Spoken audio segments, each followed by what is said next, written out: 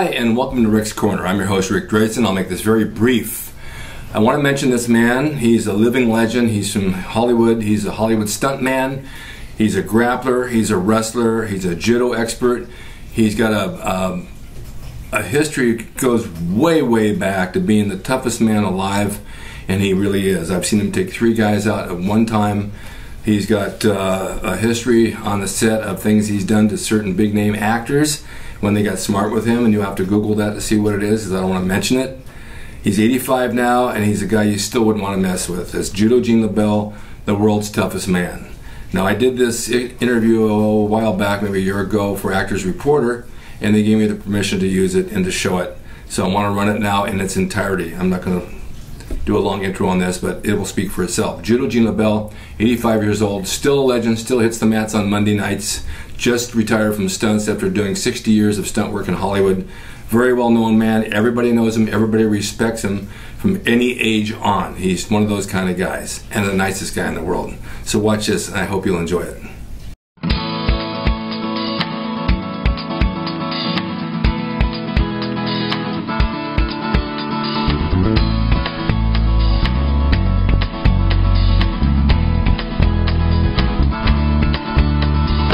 Welcome to Actors Reporter. I'm your host, Rick Drasin. Welcome to interviews. And my guest today is, oh my God, where do I even begin? He's my hero. He's the world's toughest man. He's a Judo Lebell, and he's a martial artist. He's an actor. He's an artist, and he's a wonderful guy. And it's my pleasure to have Judo here with us. Hey. Ricky, it's a pleasure to be in the same room with you. Now get the hell out of here. And my co-host today, 9th degree black belt, promoter of World Championship, Las Vegas, Nevada, Stan Witz. Hey!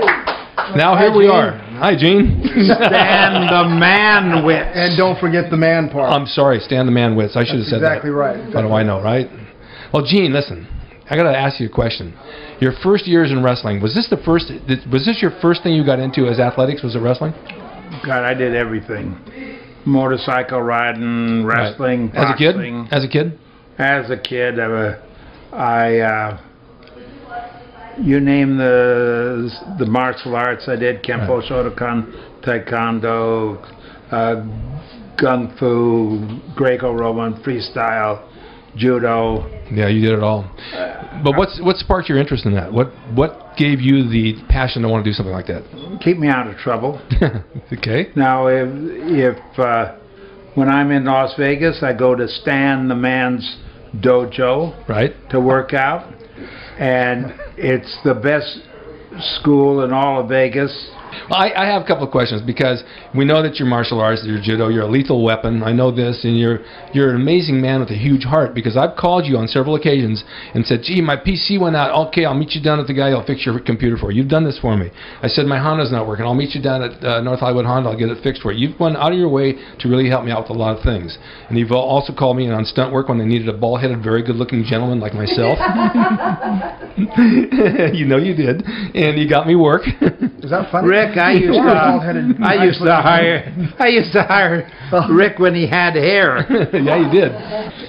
Gene, with all the martial arts and all the stunts and all the things you've done, our history together, you and I, is pro wrestling, which is a huge love of mine and has been for years. What made you transition into that arena from doing martial arts and all that type of stuff? Well, Rick, you know this, and just for the sentiment, some of the greatest shooters in the world, Luthez, Karl Gotch, they're all very good at finishing holds. Mm-hmm. And so I liked it, and the ones I could use that were legitimate and not the dark side of the moon, which is an amateur. The dark side of the moon means it's illegal. But what the referee doesn't see didn't happen. Exactly. So I learned a lot, and working with these guys, no money involved, no money changed hands, but I became good because I worked hard at it. If you don't work hard, you don't accomplish anything. Right. The harder you work, the luckier you get.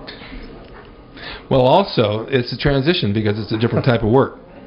that ring work for wrestling is a little bit different than anything else anybody does, because there's a great deal of psychology involved, right? Right. And a lot of people don't get that.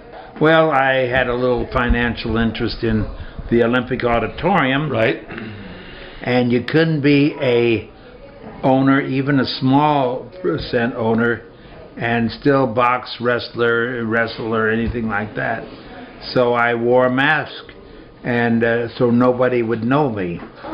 And had a tough time getting a paycheck. I says, "I'm Gene." "No, you're not Gene. You're Hank Hangman. You don't get paid."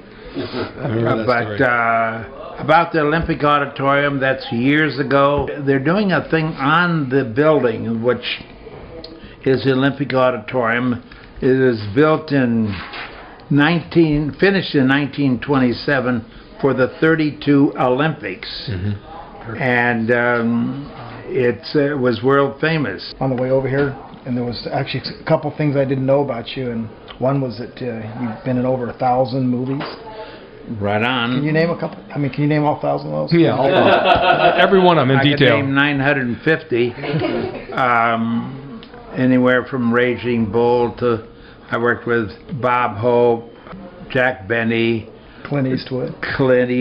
A lot. You name a movie star, and I either doubled him or was in the movie, and which is good, because in the movie work, and the reason I sort of segued my body into it, wrestling and boxing was my love and still is my love.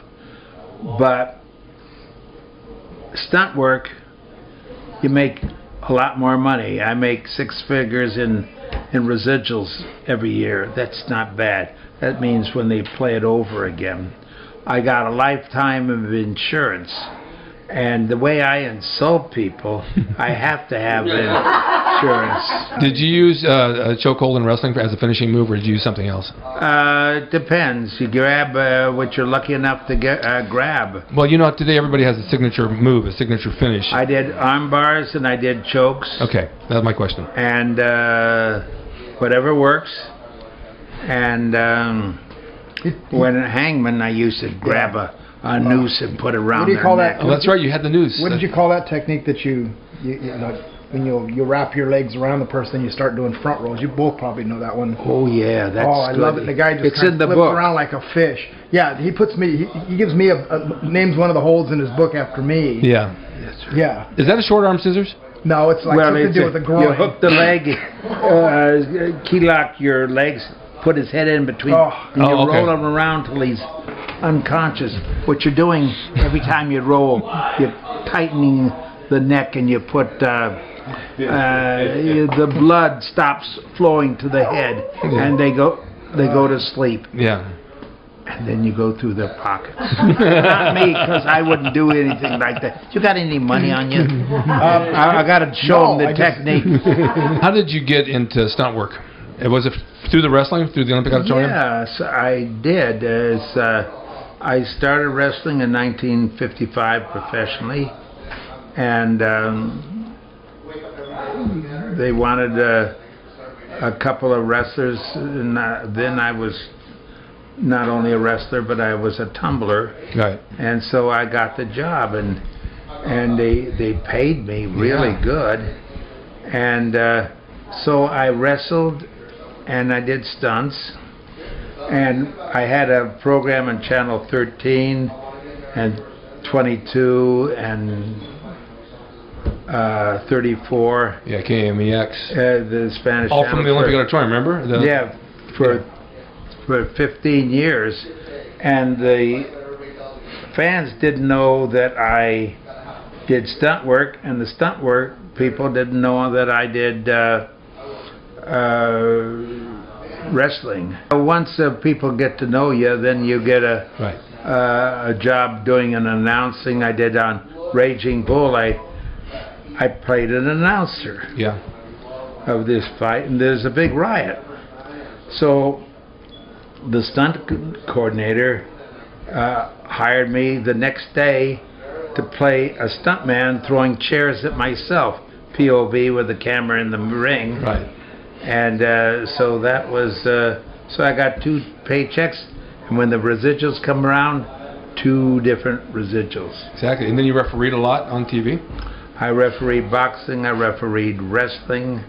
And on all TV series as well, you did refereeing on wrestling shows when they had wrestling on the script. I'm leading to a story about this. This is why I'm saying this. You get into Muhammad Ali? Well, you refereed for Muhammad Ali. Yes. That was a major thing to do. Well, it paid well, and I'm very cheap. Canary material, cheap. So I'll do anything for money. Yeah. And I didn't have to put on a pad. I didn't have to take a fall. Right. So when Muhammad Ali fought Antonio Inoki in Japan, they both liked me. Inoki liked me from the wrestling, and Cassius Clay, as he was called then, liked me from boxing. Right. And I used to drive him around when he fought for us at the Olympic Auditorium. Well, I took one of your jobs once. I hate to admit it. But I worked on a cold case. I did the stunt coordinating for a month on the show. And then I came down the last day of the shoot, and I was there, and they said, hey, Rick, we need you to go in the ring and be a referee, and you'll get your residuals. I said, I can't. That's Gene Lebell's job. I'll never forget that. I finally made Gene Lebell's job as a referee. Go for it. I did it. I mean, I got so much money I can't even spend it all. You know why I've got a lot of money? No, because I'm spending my kids' inheritance. Right. To know my background, I grew up in boxing and wrestling, and a fellow named Jim Beck, nice gentleman, wrote an article on, called it Judo Karate Bums, and offered $1,000 to anybody that he couldn't beat. It was in Rogue magazine. It's a big magazine then, and people were afraid to fight him. He used to go up to Salt Lake City, people, and he put them in the hospital and everything, knock them out. So a guy named Ed Parker, Kempo Karate, he comes up to me and he says, Gene, we're trying to get somebody to fight Jim Beck. And we had 200 of our black belts, and they all voted you. And he says, why me? He says, because you're the only sadistic bastard we know. By the way, they did a switch and bait on me, and it wasn't Jim Beck, it was Milo Savage, who was a rated fighter. So they did switch. And oh, sure they did. They put grease all over him so I couldn't grab him. And wore a thin uniform. And I says, I can't beat this guy.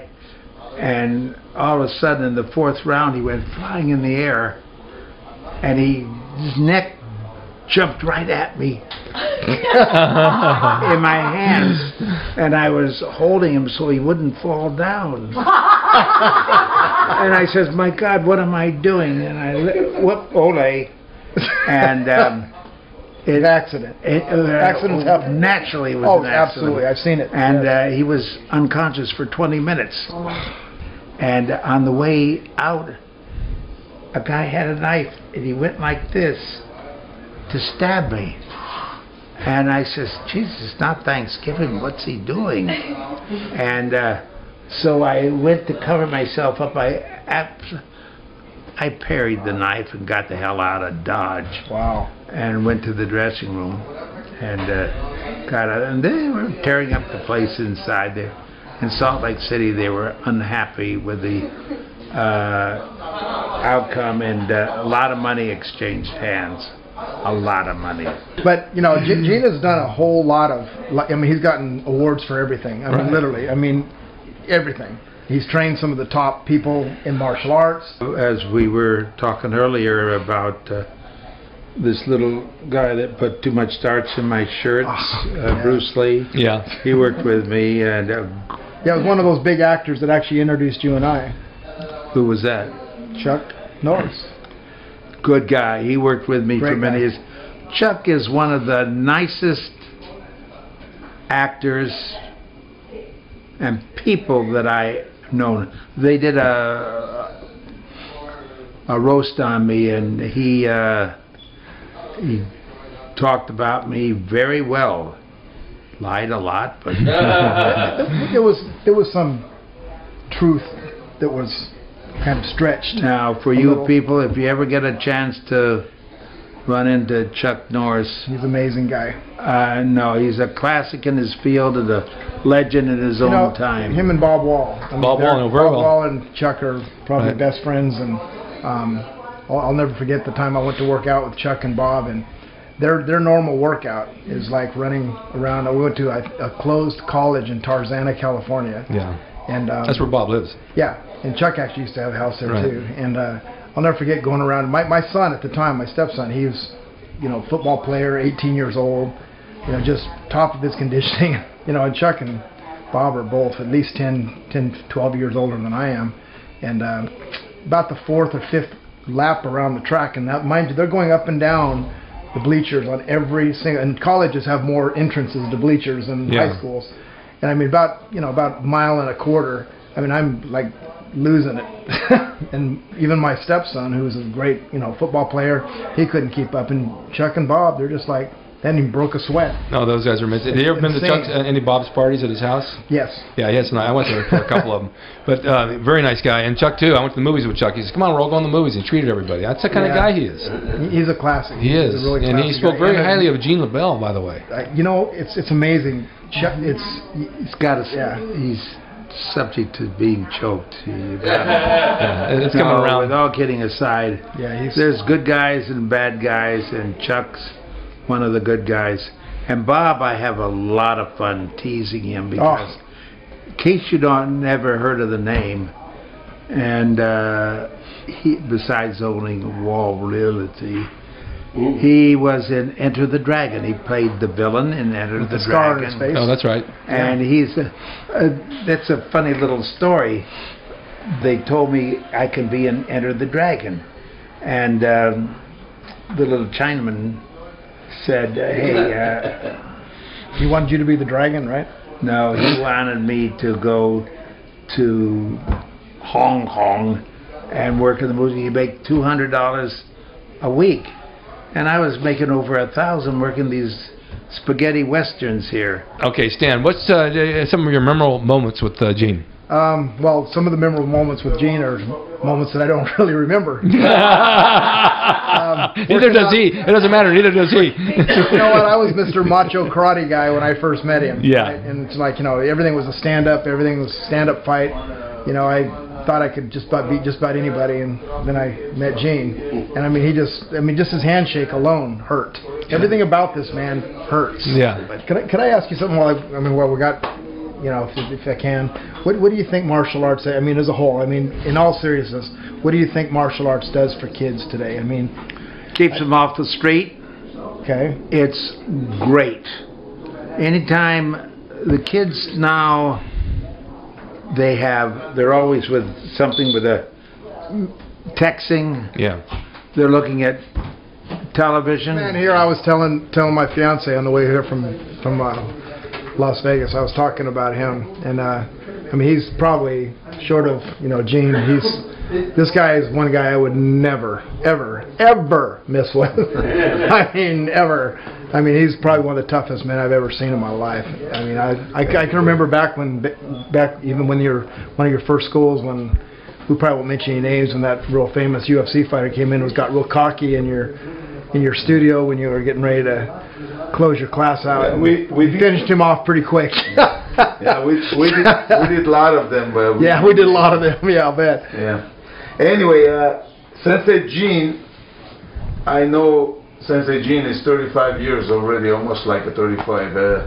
And when I come to America, the first things I meet Sensei Gene in Los Angeles City College, and as tough as he is now, he was triple more stronger, and he was beating up 2-3 people at the same time. So I was impressed how tough he is. And then I entered his class, and then he gave me toughest guy on the class was the Russian bear, Igor. And Igor is not in life today, but he was the toughest guy at that time. I was a very skinny guy. I was 16 and a half, 17 years old. I beat Igor, and everybody scared from me because everybody was scared from Igor. Igor was the world champion, yes? He was very good, very good. Tough guy. Anyway, so then Sensei Gene says, stick with me, whatever I go, different type of fights I did, and he comes with me most of the time, teach me a lot, and our relationship has continued from that time to now. It's 35 years. That was awesome. Gene, we're so happy that you gave us the time for this interview.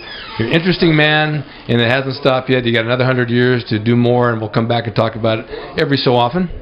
And Stan, thank you so much for coasting well, us. I was going to say that I'm going to, give him another lifetime award. We gave him that one in 2000. Yeah. Did you get a copy of this? He gave me in 2000. Yeah, in 2000. Now I gave him some, chili con carne. He's all set. Just don't stand near him after he eats for another 100 years. He's going to be gassed up.